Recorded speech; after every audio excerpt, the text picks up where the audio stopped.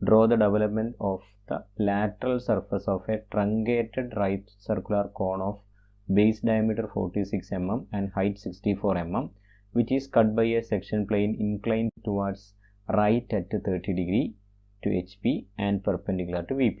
Assume that the section plane is meeting the axis of the cone at 35 mm above the base. The cone is resting on HP on its base. Section ചെയ്ത truncated കോണിൻ്റെ ഡെവലപ്മെൻ്റാണ് ചോദിച്ചിരിക്കുന്നത്. Cone HP ബേസിൽ rest ചെയ്യുന്നു. Top view circle, front view triangle complete ചെയ്യുന്നു. Complete ചെയ്ത് കഴിഞ്ഞാൽ 4 to 6 marks കിട്ടാറുണ്ട്. നെക്സ്റ്റ് സെക്ഷൻ ലൊക്കേറ്റ് ചെയ്യണം. Section line incline 30 degree to HP ആണ്. അത് നേരത്തെ പ്രോബ്ലത്തിൽ അതുപോലെ തന്നെ ടുവാർഡ്സ് റൈറ്റ് എന്ന് വന്നിട്ടുണ്ട്. അപ്പോൾ ഈ ഡയറക്ഷനിൽ 30 degree എടുക്കണം. പാസ് ചെയ്യുന്ന point 35 mm from the base എന്നാണ് വന്നിരിക്കുന്നത്. അതുകൊണ്ട് ബേസ് XY ലൈനാണുള്ളത്. XY ലൈനിൽ നിന്ന് മുകളിലോട്ടേക്ക് ആക്സിസിൽ 35 mm എടുത്തിട്ട് ഹൊറിസോണ്ടൽ ലൈൻ വരച്ചിട്ട് ആക്സിസിൽ ഈ പോയിന്റിലൂടെ 30 degree സെക്ഷൻ ലൈൻ വരയ്ക്കുന്നു. സെക്ഷൻ പോയിന്റ് ലൊക്കേറ്റ് ചെയ്യുന്നു. 2 to 4 മാർക്സ് കിട്ടും. നെക്സ്റ്റ് കോണിൻ്റെ ഡെവലപ്മെൻറ്റ് വരയ്ക്കണം. അതിന് true length of the generator അറിഞ്ഞിരിക്കണം. കാരണം കോണിൻ്റെ ഡെവലപ്മെൻറ്റ് ഒരു സെക്ടറാണ്. സെക്ടറിൻ്റെ arc OA equal to true length of the generator, that is O', E' അല്ലെങ്കിൽ O', A' which is equal to 68 എന്നാണ് എനിക്ക് കിട്ടിയിരിക്കുന്നത്. 68 mm റേഡിയസിൽ ആർക്ക് വരയ്ക്കുന്നു. സെക്ടറിൻ്റെ ഇൻക്ലിനേഷൻ കാണണം.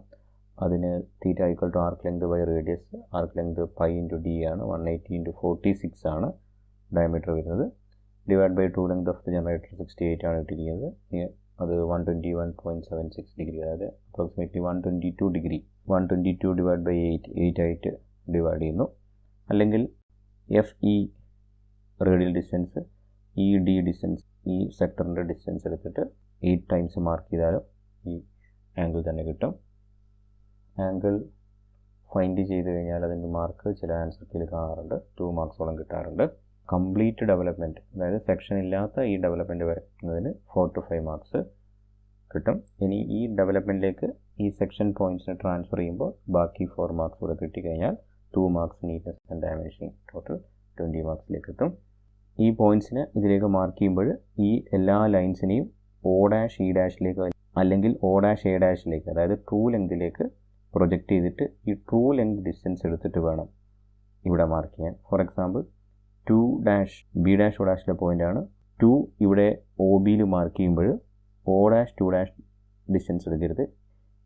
ഇതിനെ O', A' അല്ലെങ്കിൽ O', E' ട്രൂ ലെങ്ത് ആയിട്ടുള്ള എൻഡ് ജനറേറ്ററിലേക്ക് പ്രൊജക്റ്റ് ചെയ്യുമ്പോൾ കിട്ടുന്ന O', 2', ഈ ഡിസ്റ്റൻസിൽ വേണം Oയിൽ നിന്ന് 2ലേക്ക് ഡിസ്റ്റൻസ് എടുത്ത് OB ലൈനിൽ 2 മാർക്ക് ചെയ്യേണ്ടത്. അങ്ങനെ കംപ്ലീറ്റ് ചെയ്യുക.